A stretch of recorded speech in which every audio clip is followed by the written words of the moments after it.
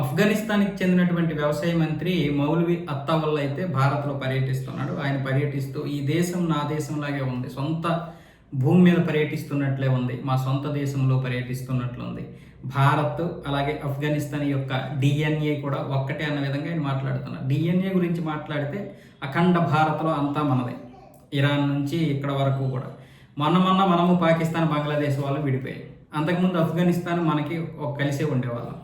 ఇకపోతే ఏదైతే బర్మా ఉందో ఇప్పుడున్నటువంటి ఆ బర్మా కూడా మనదే. అంటే ఆ బర్మాతో సహా అయితే చైనా పక్కన పెడితే మొత్తం ఇదంతా కూడా మన డిఎన్ఏ. అయితే ఇక్కడ మౌల్వి అత్తావుల్లా గారికి నేను చెప్పేది ఏంటంటే, నిజంగా మీ డిఎన్ఏ మా డిఎన్ఏ ఒకటే, లేదా సొంత దేశంలో పర్యటిస్తున్నట్లుంటే మీ మహిళల మీద విధించినటువంటి దయచేసి ఆ ఆంక్షలు ఎత్తేయండి. అంతర్జాతీయ సమాజం తరఫున నేను కోరుకుంటున్నాను. నేనే కాదు, ప్రతి భారతీయుడు కోరుకుంటాడు. ఎందుకు అంటే అలాంటి కట్టుబాట్లు ఉండకూడదు. ఇక వాళ్ళు దేనికి పుట్టారు? కేవలం పిల్లల్ని కనడానికి మాత్రమేనా? నరకం 6వ తరగతి వరకు మించి చదవకూడదు మహిళలు. చివరికి వంటగదుల్లో ఉన్నటువంటి కిటికీలకు కూడా ఇప్పుడు పూర్తిగా వాటిని మూసివేశారంటే ఇక మహిళలకి ఆ యొక్క వంట చేసినటువంటి వేడి ఎటు వెళ్తుంది? కిటికీలు ఎందుకు ఉండకూడదంటే అవతల పురుషుడు ఒకవేళ వీళ్ళని చూడకూడదంట, వేరే పురుషుడు ఎవరు కూడా వీళ్ళని చూడకూడదంట. అది ఎంత దారుణమైనటువంటి పరిస్థితుల్లో. అలాంటిది మాత్రం భారతదేశం కోరుకోదు. సరే, మీకు మాకు సంబంధాలు వేరే అయ్యి ఉండొచ్చు, ఇవి అంతర్గత సమస్యలు కావచ్చు, కానీ ఇలాంటివి మీరు అంటే భారతదేశాన్ని ఆదర్శంగా తీసుకుంటే ఇక్కడ మహిళలకు ఇచ్చినటువంటి స్వేచ్ఛని అక్కడ కూడా మీరు ఇవ్వండి.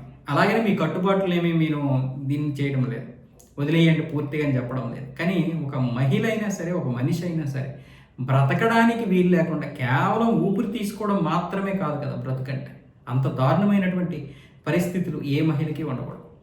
అలాగే మిగతా విధానాలు కూడా మీరు మారకపోతే ఎప్పటికీ మీరు పాకిస్తాన్ లాగే తయారవుతారు. పాకిస్తాన్లో అంత ఇది ఉండే ఏంటి ఉపయోగం? మీరు ఇలాంటి భారతదేశం యొక్క సపోర్ట్ తీసుకొని ఎదగాలనుకుంటే మీరు కొన్ని దీన్ని వదిలేయాలి. మీ యొక్క ఆ రూల్స్ని పక్కన పెట్టాలి. తాలిబాన్ల యొక్క రూల్స్ని కూడా పక్కన పెట్టాలి. ప్రజలకి స్వేచ్ఛ ఇవ్వాలి, పనులు కల్పించగలగాలి.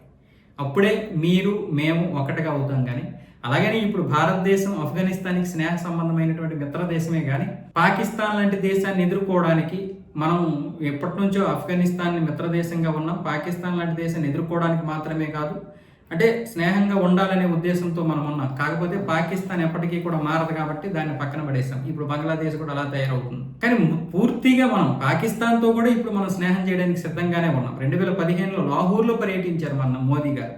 ఎందుకు పర్యటిస్తారు? పక్కన ఉన్నటువంటి దేశాలతో మంచి సంబంధాలు నెరపడానికి కోసమే కదా. కాకపోతే అలాంటి అవకాశాన్ని అది పాడు చేసుకుంది, అది వేరే విషయం. ఇక్కడ ఆఫ్ఘనిస్తాన్ వాళ్ళు మీరు మేము ఒక్కటే, మంచిదే. కానీ కొన్ని విషయాల్లో కూడా మీరు అవి పాటించగలగాలి.